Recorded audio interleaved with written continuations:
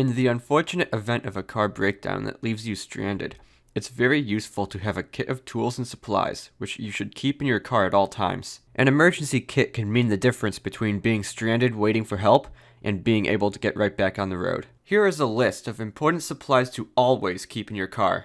Jumper cables, roadside flares, spare tire and jack, first aid supplies, bottled water, granola or energy bars, small tool kit, a flashlight, car escape tools such as a seatbelt cutter and a window breaker, road maps, blankets and extra clothing, especially for colder climates, a car fire extinguisher, antifreeze, a roll of duct tape, washer fluid, paper towels or rags, 2 quarts of oil, and a no-spill gas can. You can often find these items being sold as kits online or at automotive stores. If you find yourself stuck on the side of the road and can't receive immediate help, a kit containing these items will prove very useful.